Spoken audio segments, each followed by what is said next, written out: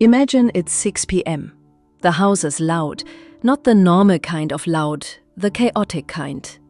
The sink is full, dinner isn't ready, someone spilled juice on the floor. And in the middle of the living room, your child is screaming. Not whining, not complaining, screaming. On the floor, kicking, crying like the world just ended. And you feel it happening again. Your chest tightens, your jaw locks, your voice gets louder. Stop it right now! And in that moment, you realize something that almost every parent eventually feels, but almost nobody talks about. The monster in the room isn't the child. It's you. You lost control. Again. And the worst part? You promised yourself this morning you wouldn't. You read the parenting books, you saved the Instagram posts, you watched the videos about gentle parenting, emotion coaching, calm discipline. You tried the organic snack routines, the mindful breathing, the color-coded schedules. You tried being the perfect regulated parent. And yet somehow, every evening ends the same way. Chaos, guilt, silence. Then the voice in your head whispers something terrifying. Maybe I'm just a bad parent. But here's the truth almost nobody tells you. You are not failing because you lack discipline. You are failing because you were never taught how the nervous system actually works. Most parenting advice tries to control behavior. But behavior is just the surface. Underneath behavior is something far more powerful: biology. Because when your child melts down, when they scream, when they throw things, when they seem completely irrational, what you are actually looking at is not disobedience. It's a nervous system in survival mode. And survival mode does not respond to lectures. It does not respond to punishments, and it definitely does not respond to logic. For years, I believed peace at home would come when I became more consistent, more strict, more disciplined. I was wrong. Peace didn't arrive when I started doing more. Peace arrived when I started stopping. Stopping the habits that were accidentally keeping my children's nervous systems stuck in stress. Stopping the parenting strategies that looked good on paper but completely ignored biology. Stopping the fight against my kids' nervous systems and finally learning to work with them. And today I want to share the 7 things I stopped doing with my kids that completely changed the emotional climate of our home. Not theory, not social media parenting trends, but real neuroscience. And if you stay until the end, you might realize something surprising. The peace your home is missing might not come from trying harder. It might come from stopping the things that are quietly dysregulating your children every single day. For a long time, I believed something that most parents are taught to believe. If a child screams, throws things, or collapses on the floor, there must be a consequence. Because if there isn't a consequence, the child will learn that the behavior works. So when my kids melted down, my response looked like this. Go to your room. Lose your tablet. No dessert tonight. Sometimes it escalated even more. Why are you acting like this? You're too old for this behavior. Control yourself. I thought I was teaching discipline. But neuroscience tells us something very different. When a child is having a true emotional meltdown, their brain is not operating from the thinking center. It's operating from the survival center. Deep inside the brain is a structure called the amygdala. Its job is very simple: detect danger, trigger survival. When the amygdala senses threat, whether it's physical danger, overwhelming emotion, sensory overload, or social stress, it activates the body's fight-or-flight system. Heart rate rises, muscles tighten. Stress hormones like cortisol and adrenaline flood the bloodstream. And here's the critical part most parenting advice ignores. When the survival system turns on, the thinking brain turns off. The prefrontal cortex, the part responsible for reasoning, impulse control, and logic, goes partially offline. In other words, a child in a meltdown literally cannot access rational thinking. This is why trying to discipline a child in this state often makes things worse. Imagine trying to lecture someone about table manners while they're running from a lion. It wouldn't work. Their brain isn't in learning mode, it's in survival mode. So every time I punished my kids during a meltdown, something invisible was happening inside their nervous system. Their brain interpreted the punishment as more threat, which meant more cortisol, more stress, more escalation. And suddenly the meltdown wasn't just about the toy that broke or the screen time ending. Now it was about survival. Once I understood this, something shifted in the way I responded. Instead of asking, "How do I stop this behavior?" I started asking, "What does this nervous system need right now to come out of survival mode?" Sometimes the answer was surprisingly simple.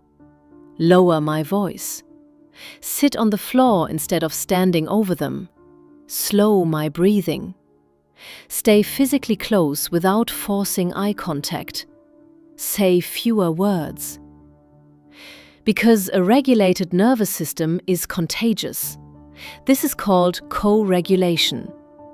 Before children can regulate themselves, their nervous system learns how to regulate through ours. So instead of punishing the survivor brain, I started helping it feel safe again. And something incredible began to happen. The meltdowns didn't disappear overnight, but they started ending faster. The intensity dropped. Recovery came quicker. And most importantly, my kids didn't walk away feeling like they were bad. They walked away feeling like their nervous system had been guided back to safety. And when a child's brain returns to safety, that's when the real teaching can finally happen. But that brings us to the second thing I had to stop doing.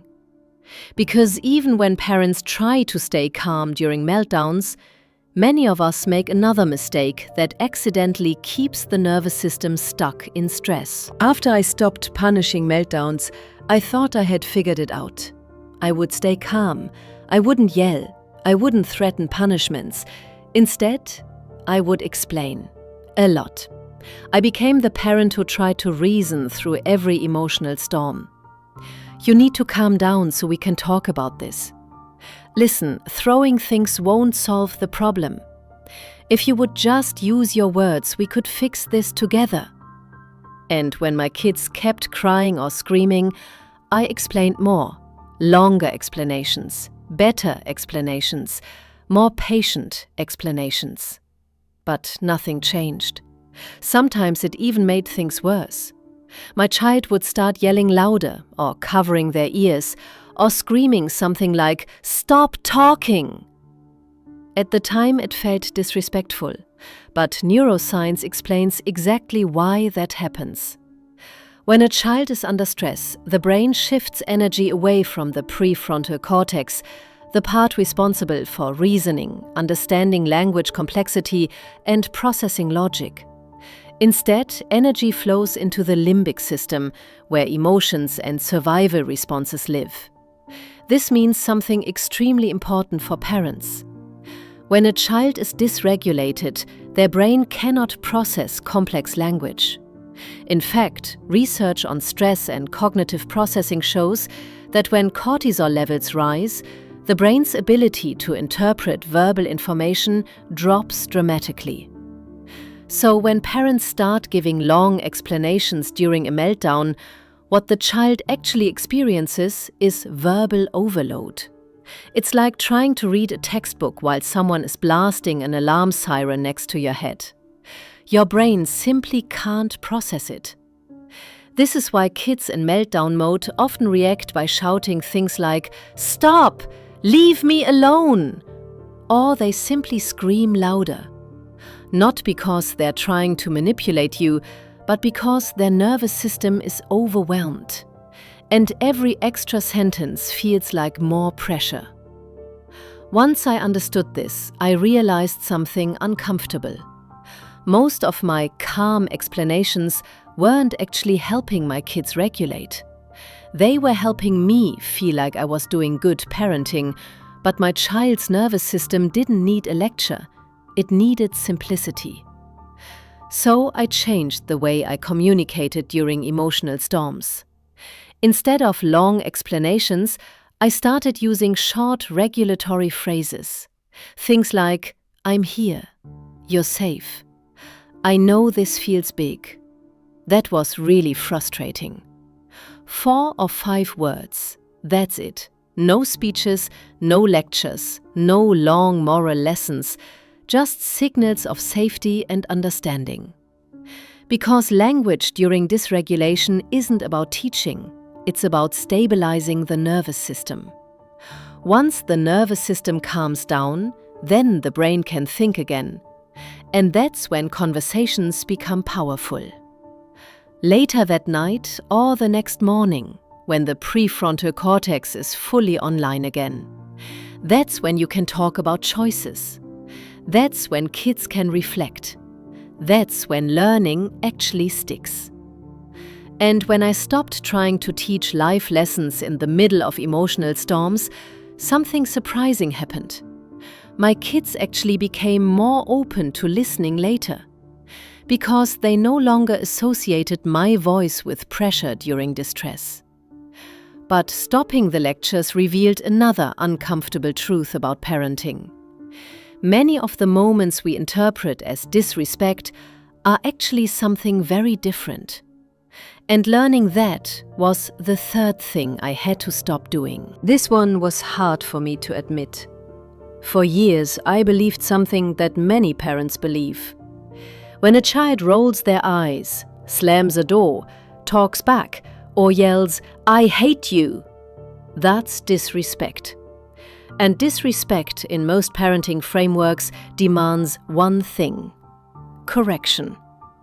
Because if you don't correct it, people say, you're raising a child who won't respect authority. So when my kids snapped at me or pushed back emotionally, something inside me reacted immediately. My chest tightened, my tone changed, and I would say something like, "Don't talk to me like that. That is disrespectful. You will not treat me this way." And on the surface, that sounds reasonable. Parents deserve respect. But neuroscience started to reveal something uncomfortable. Most of the behaviors we label as disrespect are actually signals of nervous system distress. Because when a child feels overwhelmed, powerless, tired, hungry, overstimulated, or emotionally flooded, the brain shifts into defensive communication. Not thoughtful communication, defensive. The nervous system doesn't ask, "How can I respectfully communicate my needs?" It asks, "How do I protect myself right now?" And protection often looks like yelling, shutting down, pushing away, eye rolling, door slamming. Not because the child wants to attack your authority, but because their nervous system feels cornered. When I started looking at behavior through this lens, a powerful idea emerged from developmental psychology. Behavior is communication. Not manipulation, not disrespect, communication. Every behavior is the nervous system trying to send a message. Sometimes the message is, "I'm overwhelmed." Sometimes it's, "I don't feel heard." Sometimes it's, "I need control over something right now." And sometimes it's simply, "My brain is exhausted." When I took my kids' reactions personally, something subtle but damaging happened. I shifted from guide to opponent.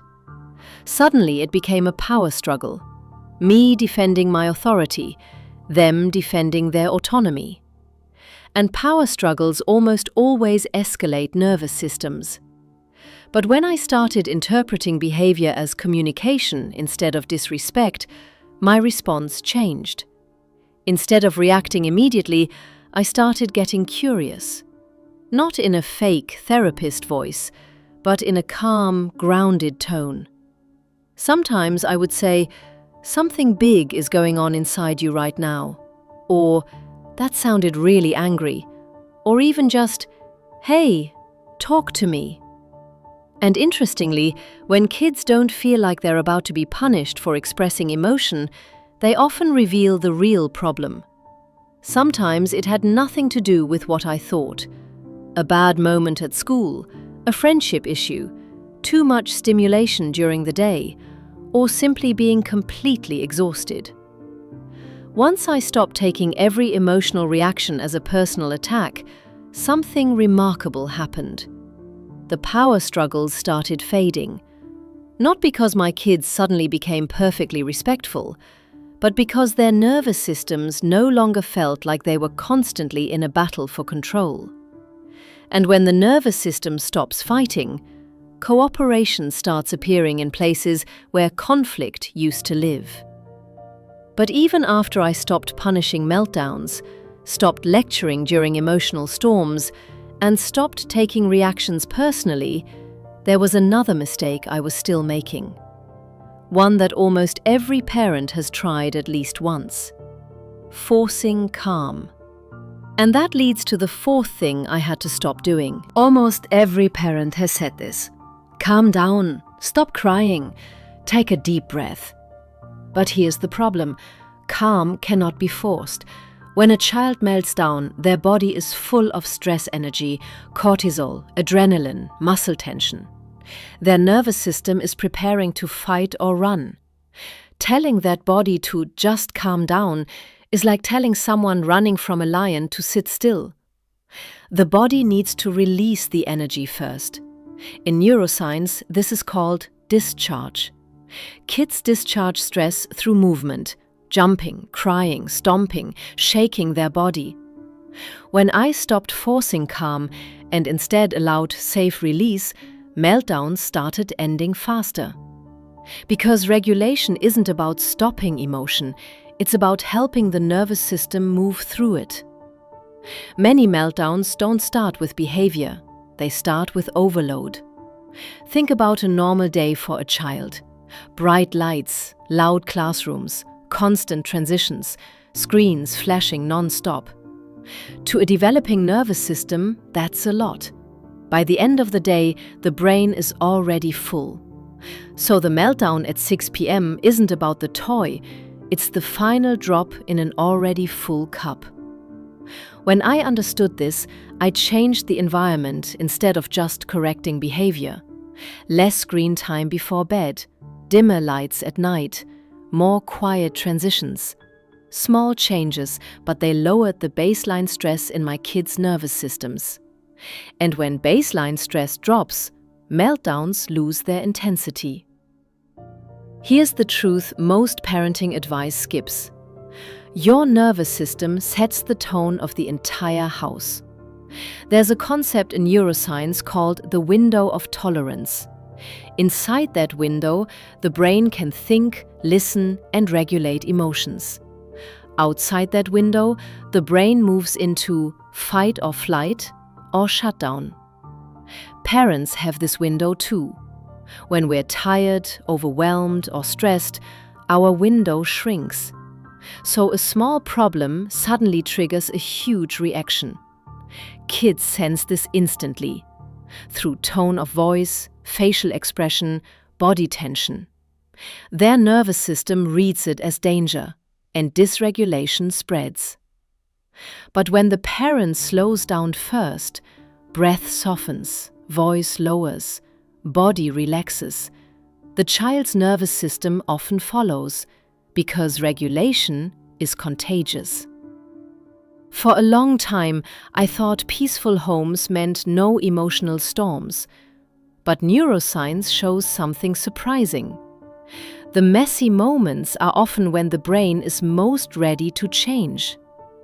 This is because emotional activation creates conditions for neuroplasticity. What matters isn't avoiding conflict. What matters is repair after the storm. A simple moment like, "Hey, earlier was hard for both of us. I'm sorry I yelled. I love you." That repair teaches the brain something powerful. Big emotions are safe, and relationships survive them. That's how emotional resilience is built. Peace at home didn't arrive when I became a more disciplined parent. It arrived when I understood nervous systems. When I stopped punishing survival, stopped lecturing during storms, stopped taking dysregulation personally, stopped forcing calm, stopped ignoring the environment, stopped ignoring my own nervous system, and stopped fearing the messy moments. Because the most powerful truth in neuroscience is this: brains can change. Through something called neuroplasticity, every moment of safe connection rewires the nervous system. Which means no matter how chaotic your home has felt, peace is still possible. So tell me in the comments, which of these 7 things are you going to stop doing today? Because when parents understand nervous systems, they don't just change behavior, they change the entire emotional climate of the home.